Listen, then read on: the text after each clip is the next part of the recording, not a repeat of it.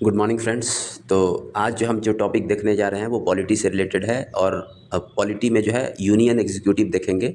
Union executive में आप देख सकते हैं कि जो है आपके प्रेसिडेंट आते हैं। प्रेसिडेंट के अलावा जो है वाइस प्रेसिडेंट आएंगे और वाइस प्रेसिडेंट के अलावा जो है वो आपके प्राइम मिनिस्टर आएंगे। तो अगर हम बात करें आर्टिकल 52 से 78 तक जो कि पार्ट फिफ्थ में है, वो हमारा यूनियन एग्जीक्यूटिव से रिलेटेड है। तो आज के लेक्चर में जो है हम प्रेसिडेंट से रिलेटेड देखने जा रहे हैं। कौन कौन से प्रोविज़न है प्रेसिडेंट से रिलेटेड, कौन कौन से इंपॉर्टेंट आर्टिकल हैं उनसे रिलेटेड। इसके अलावा हम देखेंगे कि इम्पीचमेंट प्रोसेस के बारे में देखेंगे, उनका इलेक्शन देखेंगे। इसके अलावा पार्डनिंग पावर देखेंगे। और जो है उसके बाद जो है हम वाइस प्रेसिडेंट के बारे में जो है कुछ पॉइंट देखेंगे, उनका किस तरीके से कौन कौन से आर्टिकल हैं उनसे रिलेटेड वो देखेंगे। तो आज के लेक्चर में हम ये देखने जा रहे हैं। वीडियो अगर अच्छा लगे तो ज़्यादा से ज़्यादा इसको लाइक करिएगा, सब्सक्राइब करिएगा और शेयर करिएगा। तो चलिए हम स्टार्ट करते हैं। तो सबसे पहले अगर हम बात करें तो देखें कि आर्टिकल 52 से 78 तक पार्ट फिफ्थ में जो है यूनियन एग्जीक्यूटिव से रिलेटेड जो है वो दिया हुआ है। अब यहाँ पे क्वेश्चन आता है कि एग्जीक्यूटिव क्या होता है। तो आप जो है हम देखेंगे आने वाले लेक्चर में जो है पॉलिटी की लेक्चर सीरीज जब स्टार्ट होगी तो उसमें देखेंगे। तो बेसिकली आप यही समझिए कि ऑर्गन ऑफ गवर्नमेंट अगर हम बात करें तो ऑर्गन ऑफ गवर्नमेंट में जो है आपकी 3 ऑर्गन होती हैं। पहला होता है लेजिस्लेचर, दूसरा एग्जीक्यूटिव और तीसरा जो है वो जुडिशरी। तो लेजिस्लेचर हमारा क्या करता है कि लेजिस्लेचर जो है वो लॉ को फ्रेम करने का काम करता है। लेजिस्लेचर में हमारे लोकसभा राज्यसभा हो गए। इसके अलावा आपके स्टेट लेजिस्लेचर हो गए। उसी तरीके से एग्जीक्यूटिव अगर हम देखें तो एग्जीक्यूटिव में उसी जो लॉ लेजिस्लेचर बनाती है उसको इम्प्लीमेंट कराने का काम कौन करता है, एग्जीक्यूटिव कराता है। और जुडिशरी क्या करती है, जुडिशरी जो है वो आपकी लॉ को इंटरप्रेट करती है, यानी कि वो लॉ अकॉर्डिंग टू कॉन्स्टिट्यूशन है कि नहीं, इसको चेक करने का काम किसका है, जुडिशरी का। ठीक है, तो आप ध्यान रखेंगे इस बात को। अब हम स्टार्ट करते हैं, देखते हैं। तो सबसे पहले अगर हम देखें कि इलेक्शन, आर्टिकल 52 में जो है हमारा दिया हुआ है कि there shall be a president of India. फिर आर्टिकल 54 में जो है इलेक्शन ऑफ प्रेसिडेंट दिया हुआ है। अब ध्यान रखेंगे, अब इनका प्रेसिडेंट का इलेक्शन कैसे होता है। तो प्रेसिडेंट का इलेक्शन जो है वो हमारे कौन चुनते हैं उनको, तो जितने भी आपकी लेजिस्लेटिव असेंबली हैं स्टेट की, और इसके अलावा जो यूटीज़ है आपकी दिल्ली की और पुडुचेरी की, उसमें जितने भी इलेक्टेड मेंबर होते हैं वो जो है हमारे प्रेसिडेंट को चुनते हैं।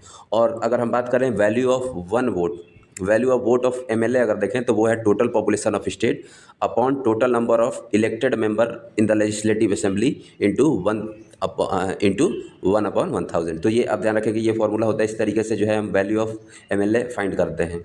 जैसे सपोज कर लीजिए कि आपके जो है टोटल पॉपुलेशन जो है कितनी है, 20 करोड़ है यूपी की पॉपुलेशन, और टोटल कितनी है 403 जो है वो सीटें हैं, इंटू 1/1000 कर देंगे तो ये वैल्यू जो आएगी वो आपकी एमएलए की वोट की वैल्यू होगी। उसी तरीके से हम value of vote of an MP देखें तो टोटल एमपी जो है वो आपके 80 हैं यूपी में, लोकसभा में। ठीक है, तो total value of vote of all MLA of all state upon total number of elected member of parliament, तो ये जो है वैल्यू ऑफ 1 एमपी होती है। तो इस तरीके से जो है कैलकुलेट किया जाता है। इतना डिटेल में आपसे नहीं पूछा जाएगा, लेकिन आप इंपॉर्टेंट आर्टिकल जो है वो आप ध्यान रखेंगे। वैसे कभी पूछ लिया तो डायरेक्टली आप इसको टिक कर सकते हैं इसके माध्यम से। ठीक है, नेक्स्ट अगर हम देखें तो जो हमारे यहाँ जो सिस्टम फॉलो किया जा रहा है, the present system of election of president make him representative of union और स्टेट। यानी कि आप जानते हैं कि प्रेसिडेंट जो है वो क्या होता है, रिप्रेजेंटेटिव होता है स्टेट का भी और सेंटर का भी। प्रेसिडेंट जो है वो आपका लेजिस्लेचर का पार्ट कैसे है, तो क्योंकि लेजिस्लेचर का पार्ट है, एग्जीक्यूटिव का भी पार्ट है। आप कह सकते हैं कि जैसे कि कोई भी बिल आता है, तो बिल जो है पार्लियामेंट, तो पार्लियामेंट में आपकी लोकसभा राज्यसभा से पास होता है। उसके बाद वो एसेंट के लिए जाता है किसके पास, प्रेसिडेंट ऑफ इंडिया के पास। और वो जब एसेंट दे देते हैं तो वही बिल जो है वो क्या हो जाता है, एक्ट हो जाता है। तो ये एक डिफरेंस भी आप ध्यान रखेंगे। बिल में और एक्ट में क्या डिफरेंस है कि बिल जब लेजिस्लेचर लोकसभा राज्यसभा में इंट्रोड्यूस किया जाता है तो वो बिल होता है, और वो जब पास होके प्रेसिडेंट से एसेंट हो जाता है, एसेंट उसको मिल जाता है तो वो जो है एक्ट हो जाता है। तो आप इस बात को ध्यान रखेंगे। ठीक है, फिर अगर हम सिक्योरिटी डिपॉजिट देखें तो सिक्योरिटी डिपॉजिट जो है जैसे कि 1/6 ऑफ वोट पोल, यानी कि कितनी, सपोज कर लिए कि टोटल 60 वोट पोल हुए तो 1/6 जो है मिनिमम आपको वोट पाना होता है। नहीं अगर पाएंगे तो आपकी जो है, जैसे इसको कहते हैं कि जमानत जब्त हो गई। ठीक है, फिर अगर हम नेक्स्ट देखें तो नेक्स्ट आप देख सकते हैं कि अगर हम टर्म ऑफ ऑफिस देखें तो ये आर्टिकल आप ध्यान रखेंगे कि आर्टिकल 56 में दिया है टर्म ऑफ ऑफिस, और ये जनरली जो है 5 ईयर तक जो है होता है प्रेसिडेंट के केस में, और वाइस प्रेसिडेंट के केस में भी होता है। ठीक है। नेक्स्ट अगर देखें ओथ, तो ओथ जो है प्रेसिडेंट को कौन दिलाता है? आप बता सकते हैं कि ओथ जो है कौन दिलाता है? आर्टिकल 60 में जो है ओथ से रिलेटेड प्रोविज़न है, और आप ध्यान रखेंगे कि ओथ जो प्रेसिडेंट को दिलाते हैं वो चीफ जस्टिस ऑफ इंडिया दिलाते हैं। Present chief justice of India कौन है? आप कमेंट के माध्यम से हमें बताएंगे। ठीक है। फिर नेक्स्ट पॉइंट अगर हम देखें तो इम्पीचमेंट तो ये जो है आर्टिकल 61 में इसका प्रोविज़न है, और आप ध्यान रखेंगे कि इम्पीचमेंट यानी कि प्रेसिडेंट को कैसे रिमूव किया जाएगा, तो उसके लिए बिल लाना पड़ता है, और बिल जो है वो आप किसी भी हाउस में इंट्रोड्यूस कर सकते हैं। तो ये क्वेश्चन जो है पूछ चुका है अब कई बार एग्जामों में कि इम्पीचमेंट जो चार्ज है किस हाउस में इंट्रोड्यूस होता है, आइदर लोकसभा और राज्यसभा, और only in Lok Sabha, only in Rajya Sabha. तो इस तरीके से जो है स्टेटमेंट फ्रेम होता है। तो आप ध्यान रखेंगे कि the impeachment charge can be initiated in either house of the parliament. ठीक है। फिर अब वो चार्ज जो होगा वो 1/4 मेंबर ऑफ द हाउस जो होंगे उनके द्वारा साइन किया गया होगा, तब जो है इम्पीचमेंट प्रोसेस इंट्रोड्यूस किया जाएगा। और ये 14 डे प्रियोर जो है नोटिस देनी पड़ती है किसको? प्रेसिडेंट ऑफ इंडिया को, जिसको हटाना है। ठीक है। और हटाने के लिए क्या करना पड़ेगा? हटाने के लिए ये जो है प्रेसिडेंट कब रिमूव होंगे? जब ये बिल जो है जो इंट्रोड्यूस किया गया है लोकसभा में या राज्यसभा में, वो जो है 2/3 मेजॉरिटी के साथ, अगर total membership of the house जितने मेंबर हैं उसके 2/3 मेजॉरिटी के साथ अगर पास हो जाता है, तब जो है फाइनली उनको जो है हटाया जा सकता है। ठीक है। और इसमें आप ये भी पॉइंट ध्यान रखेंगे कि nominated member of either house of the parliament can participate in impeachment. मैंने जब बताया ना कि जो आपके इलेक्शन में जो है, इलेक्शन के समय जो है लेजिस्लेटिव असेंबली स्टेट की पार्टिसिपेट करती है, यूनियन टेरिटरी दिल्ली और पुडुचेरी की पार्टिसिपेट करती है इलेक्शन के समय में, लेकिन इम्पीचमेंट के समय में वो जो है वो नॉमिनेटेड मेंबर जो है वो आप ध्यान रखेंगे कि नॉमिनेटेड मेंबर भी पार्टिसिपेट करते हैं इम्पीचमेंट में। आप देख सकते हैं कि nominated member of the house parliament can participate in the impeachment although they do not participate in the election. तो आप ध्यान रखेंगे कि इलेक्शन में ये लोग जो है वो पार्टिसिपेट नहीं करते हैं, नॉमिनेटेड मेंबर जो लेजिस्लेटिव काउंसिल के मेंबर होते हैं या जो अपॉइंटेड होते हैं किसके द्वारा? गवर्नर के द्वारा। और जो है इस तरीके से आप जो है इस फैक्ट को ध्यान रखेंगे। ठीक है।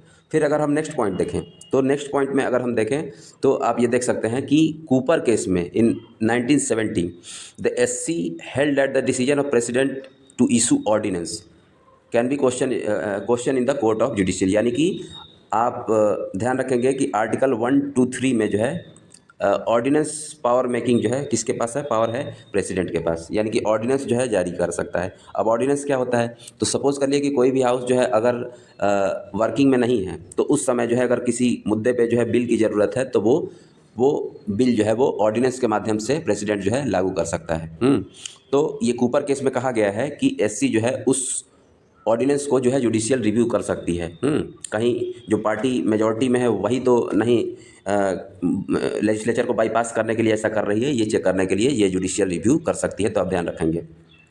इसके अलावा अगर हम नेक्स्ट पॉइंट देखें तो DC वर्धा केस में कहा गया था, जो कि 1987 में SC ruled that successive recognition of the ordinance at the same text without any attempt to get the bill pass by the assembly would amount to violation of constitution. यानी कि DC Wardha case में ये कहा गया था कि कोई भी अगर ऐसा ऑर्डिनेंस बार बार लाया जा रहा है जो कि सेम टेक्स्ट के साथ है, उसमें कोई ज़्यादा चेंज नहीं करके और लेजिस्लेचर को बाईपास करने की कोशिश की जा रही है, तो उसको भी वायलेशन ऑफ कॉन्स्टिट्यूशन माना जाएगा और उसको स्टक डाउन करने का पावर जो है SC के पास है। आप ध्यान रखेंगे। ठीक है। तो ये कुछ इंपॉर्टेंट जो है आपके केसेस थे। तो आप ध्यान रखेंगे इस चीज़ को। ठीक है। अब हम देखें कि पार्डनिंग पावर, तो पार्डनिंग पावर ऑफ प्रेसिडेंट का ध्यान रखेंगे कि आर्टिकल 72 में जो है वो पार्डनिंग पावर दिया है। आर्टिकल 123 में जो है क्या दिया है? ऑर्डिनेंस पावर दिया है। इसके अलावा आर्टिकल 53 में जो है क्या है? Executive power of the president है।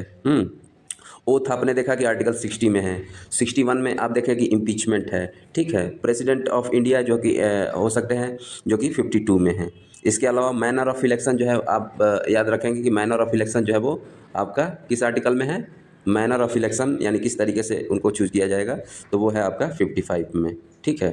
टर्म ऑफ ऑफिस जो है वो आर्टिकल 56 में। तो आप जो है आर्टिकल देख सकते हैं। वैसे इंपॉर्टेंट आर्टिकल की सीरीज जो है एक हम लाएंगे, एक या दो वीडियो, उसमें हम देखेंगे कि इंपॉर्टेंट कौन कौन से आर्टिकल हैं, ठीक है। तो आप यहाँ पे इस पे फोकस करिए कि जो है पार्डनिंग पावर जो है वो आपका आर्टिकल किस आर्टिकल में है, तो वो 72 में। अब पार्डनिंग पावर में मैंने पिछले लेक्चर में जिक्र किया था कि पार्डनिंग पावर प्रेसिडेंट का और जो है आपका गवर्नर में क्या डिफरेंस है। तो आप जानते हैं कि पार्डनिंग पावर जो प्रेसिडेंट की होती है वो जो है वो डेथ सेंटेंस पार्डन करने की पावर जो है वो उसके पास होती, इनके पास होती है, प्रेसिडेंट के पास, जो कि गवर्नर के पास नहीं होती है, ठीक है। तो सबसे पहले पार्डन की बात करें तो इसमें क्या होता है पार्डन में, it remove both the sentences, remove both the sentences and conviction of the completely absolve, यानी कि पूरी तरीके से जो है अगर कोई सज़ा हो गई है तो उसको ख़त्म करने का काम जो है वो पार्डन में होता है। फिर ये टर्म है रिलेटेड, ये मैच द कॉलम में पूछा जाता है, आप ध्यान रखेंगे।